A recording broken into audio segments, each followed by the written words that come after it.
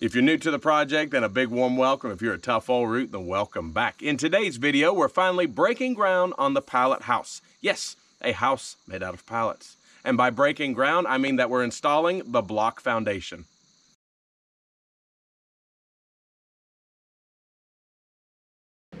I'm Josh, and this is our daughter, Ivy. I'm Celia, and this is our son, Hamish.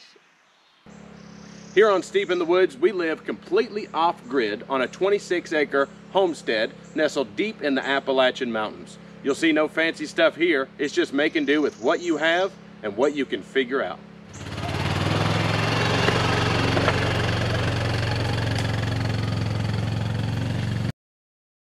So step one of this process is get yourself a straight edge. To that end, I have a piece of rebar here and some Dollar Tree twine, my ever-present helper.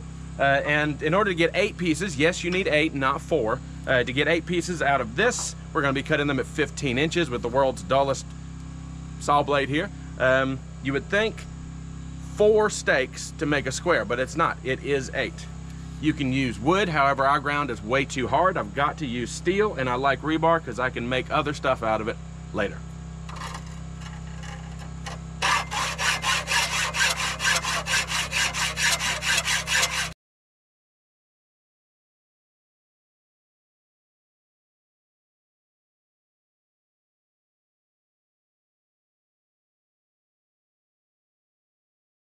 These blocks are just here as a visual aid to help me figure out how exactly I was going to do this foundation of our pallet house tower.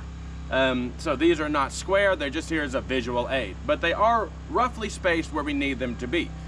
You can do this next step by yourself, but it's way easier with help. So I'm going to enlist Celia once I get these stakes in the ground and strings attached to them.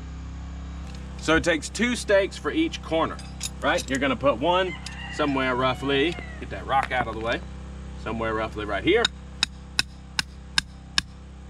And another one, somewhere roughly, flip that one over, right here. So your corner is created using 2 stakes. That way you can move each one individually.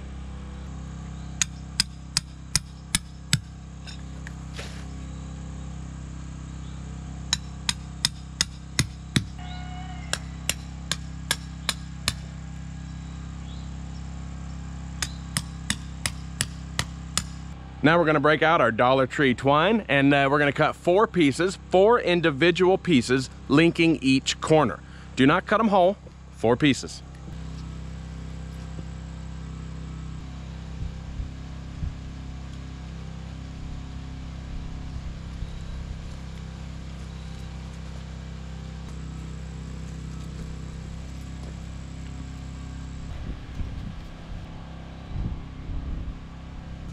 So the next part of this is really fiddly. You need to have your strings perfect. Not only do they need the correct measurement from top to bottom, left and right, which for us is 10 feet, but they've also got to be perfectly square in their corners.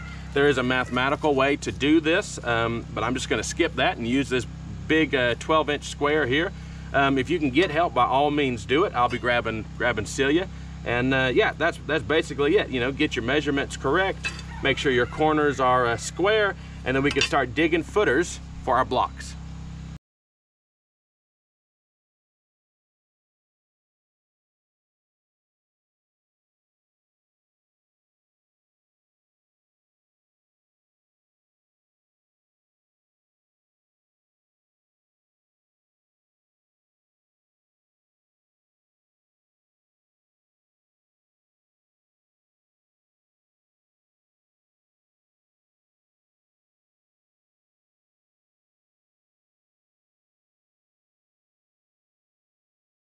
Now that you got your string installed, it's time to start working on your footers. We did the fiddly bit, that was the string. Now it's time for the fun bit, all of the digging. I use one of these 16-inch paving stones. I always put those under our block pillars. It makes me feel better, even though this was a dramatic cost. We got all of our blocks secondhand, basically for nothing. But these right here were like $5 a piece. But it does make me feel better to have a solid foundation for our blocks. So what we're gonna do, since I know this is the highest pillar I'm gonna dig this down as far as possible. Our entire homestead, all of our flat area here is all on bedrock. So I may only be able to dig 2 inches. But I'm gonna go ahead and start with our highest point and see how far down I can dig it, which will help the leveling process even more. So I've got an old edger here, and all I'm doing with this is really just marking it. You can't dig it with the paving stone here. So I'm gonna use this and a hammer to go ahead and mark out and draw a line in the dirt.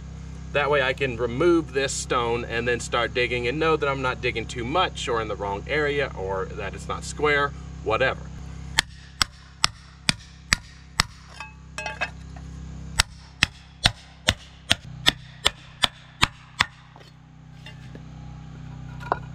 And there we go. This is where I dig. Like I say, this is our highest point, so I'm starting here and I'm just gonna dig it down as much as possible. We're gonna continue this process. See, with footers, you wanna dig them down anyway to get to more solid dirt. You don't wanna lay them right on top. You also need them to be level. To that extent, we got a couple bags of paver base. Yes, there is the old story about building your house on the sand, but a little bit, just to help level it out slightly. And especially if you live somewhere with a bunch of rocks, you don't want a hot spot, right? I'm gonna dig this down as far as possible. I will hit rock. That is guaranteed. If you put a paver base or any block on an uneven surface of rock, it will crack. So this sand is not here to make it level. We're not leveling it with sand. We are smoothing the surface and giving it a solid base. That way our blocks remain intact and do not crack under stress. So really, there's nothing to it, boys. Just start digging, really. Break up the soil a little bit. Try to be careful of my string. And we'll just see how far I can get this footer dug.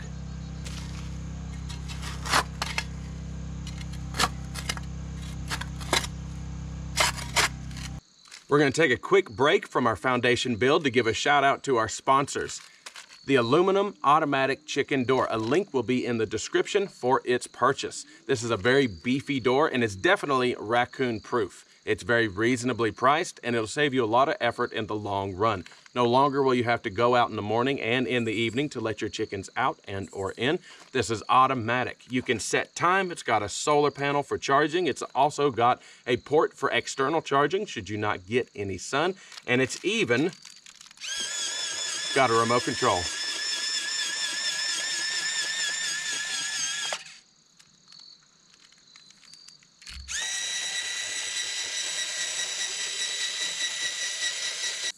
Our chicken coop unfortunately got put on hold because it's getting to be winter and we really need at least some semblance of a house. But once we get around to constructing the Pallet A-frame chicken coop, this door right here will be used, and I'm very grateful for the opportunity not to have to go out and open or close my chicken coop.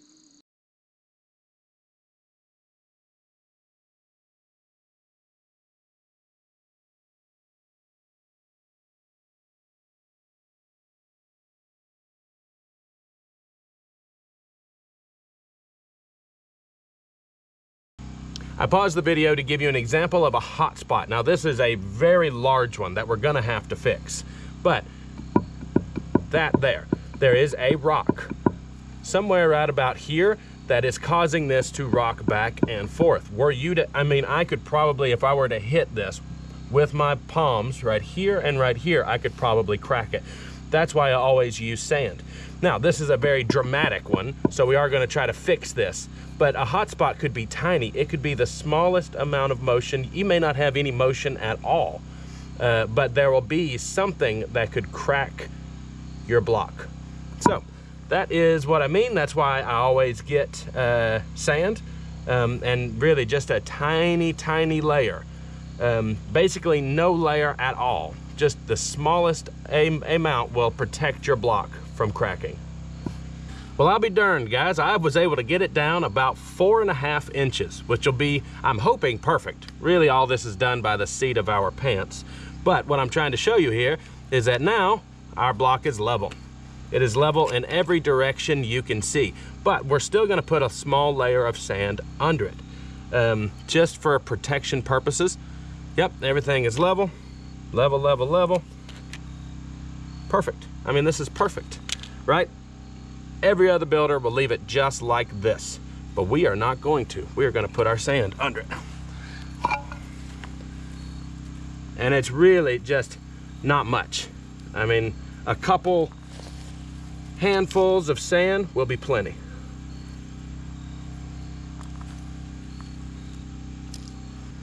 This footer will be done. However, this, you know, since this is our tallest footer, this is the easiest one. From here, we have to fool with the whole making them all level to each other deal. So this really is one of the easier ones. There we go, tiny, tiny, I mean, one bag of sand should do well over 6 pillars.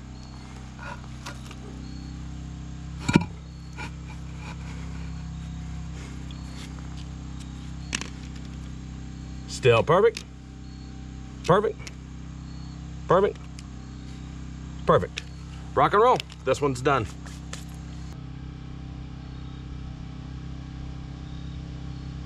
It's important to me to have a crawl space. So we're gonna make our foundation 2 blocks high. That's 2 blocks high at the highest ground level point, and we did dig it down. But hopefully between 2 blocks high, the base block, a cap block, and then our beams that the house is actually gonna sit on, this will give me enough room to get down here and do maintenance, run pipes, things of that nature. This really is a figure it out as you go along type situation. I do not know where the sink is going yet.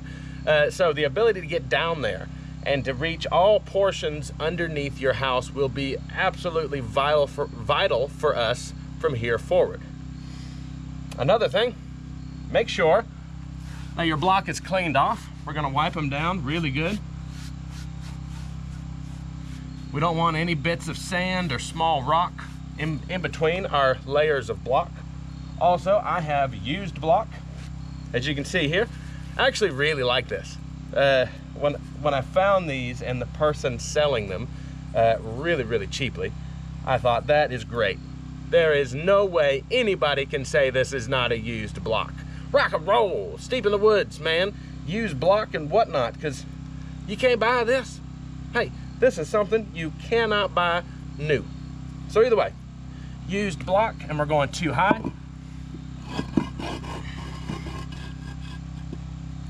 Like that.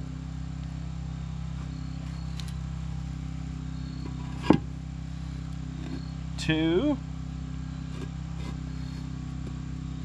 Make sure these are perfectly square on our cap block.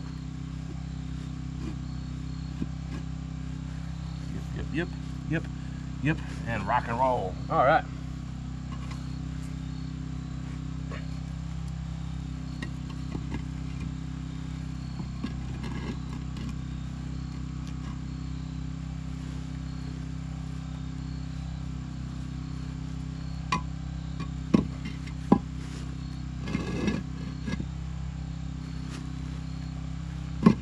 It is getting kind of late. This may end up being a 2-day project, even though I really want to do it in 1. I have a tendency to do things so fiddly and be so particular about bits of stuff that no one else cares about, that my projects end up taking a whole lot longer. So, where's the house, Josh? What do you do? You know, what's taking me? I am the reason why it's taking forever.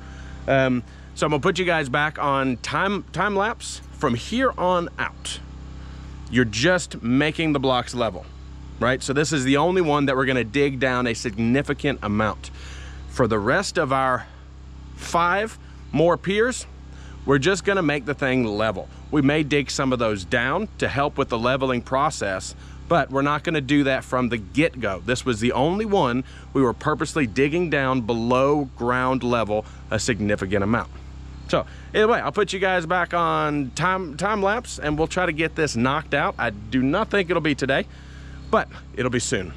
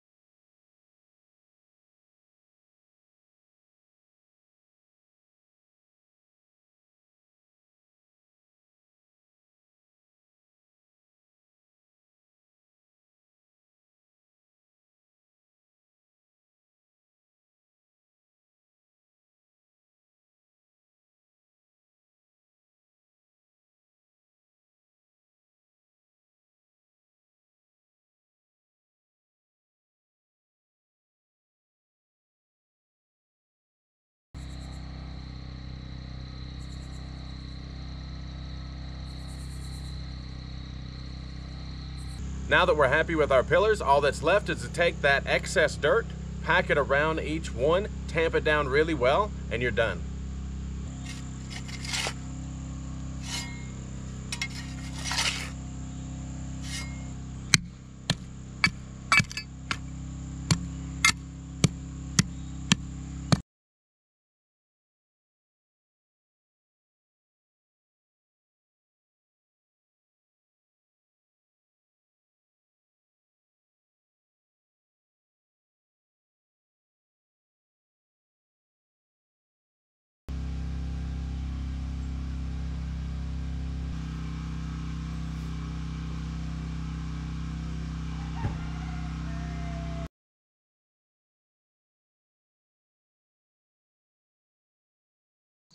So there you have it. That's your basic dry stack foundation out of blocks. I love these blocks. It is painfully obvious these are recycled blocks, which is exactly what Steep in the Woods is all about.